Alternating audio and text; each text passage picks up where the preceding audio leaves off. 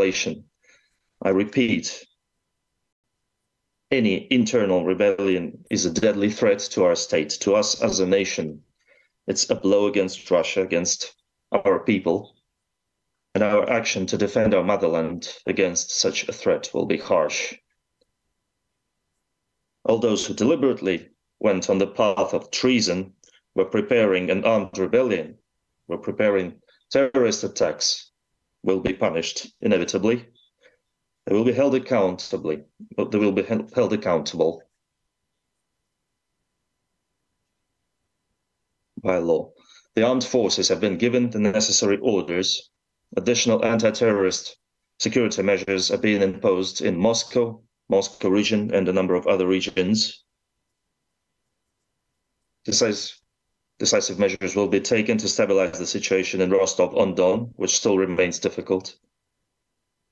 The work of civil and military organs of governance is actually blocked. As a president of Russia, commander-in-chief, as a citizen of Russia, I will do everything in my power to defend the country, to defend its constitution, and the lives, security, and liberties of its citizens.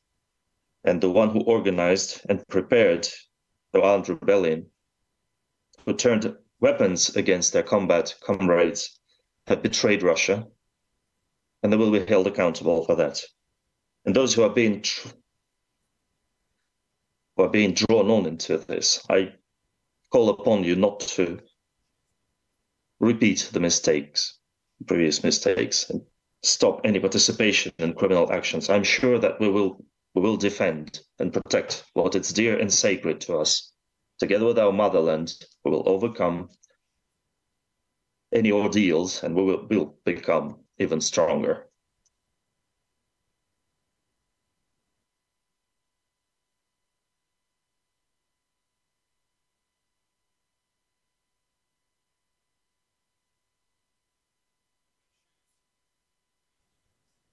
I am addressing the citizens of Russia, the troops of the armed forces, law enforcement agencies, and special services, fighters and commanders who are now fighting in the battle lines, doing this heroically. I know this night I've spoken to commanders in all lines and directions, and I'm addressing those who have been deceived into taking part in a criminal venture, who have been pushed along the path of grave crime, of armed rebellion. Russia is now fighting a very difficult war against the aggression of neo-Nazis and their masters from the West, fighting against what is basically the entire military, political, and media machine of the West. We're fighting for the security and safety of our people, for our sovereignty and independence, for our right to be and remain Russia, a state with a 1,000-year-old history. This battle decides the fate of our people, and it requires us to unite all our forces. It demands of us unity and consolidation of all our forces, throwing aside everything that splits us apart. Any differences that can be used and are being used by our enemies to disrupt us from within. So the action that split up our unity are basically renegade actions against our comrades who are fighting in the battle lines. It's a stab in the back of our country and of our nation. And this stab was blown to Russia in 1917 while the country was fighting in World War I. But its victory was stolen from Russia.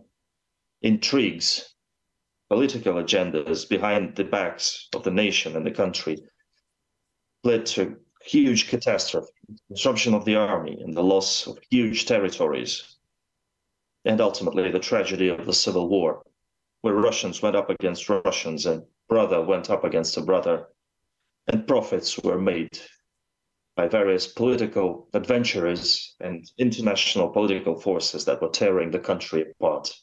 We will not let that happen again. We will defend our nation and our statehood against any enemies, including internal treason and what we are facing now is treason. Ambitions and personal interests have led to treason, to betrayal of one's own country and one's own nation, betrayal of a cause for which Wagner fighters and commanders were fighting alongside their comrades, fighting for the villages and towns of Donbass. They were fighting and giving their lives for the new Russia, for the unity of the Russian world. And their names and glory have been betrayed by those currently trying to organize an armed rebellion, pushing the country towards fratricide, and ultimately towards defeat and capitulation. I repeat, any internal trouble and rebellion is a deadly threat to the state, to us as a state, as a nation. It's a blow against Russia. And our action to defend our motherland against such a threat will be very tough. All those who deliberately stood on the path of betrayal, blackmailing, and terrorist methods will be punished inevitably. They will answer for that in front of the law and in front of our people.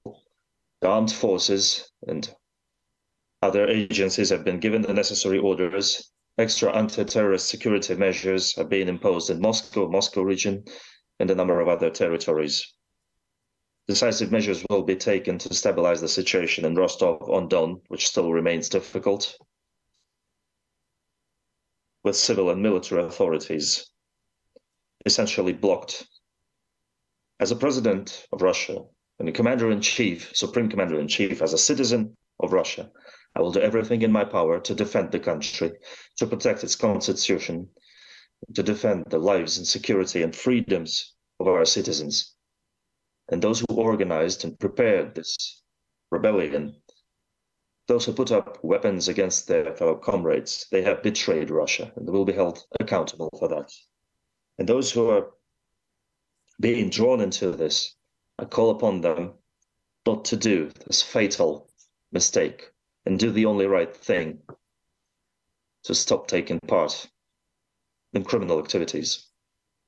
I believe that we will be able to defend what is sacred and dear to us, and together with our motherland, we will overcome any ordeals and we will become ever stronger.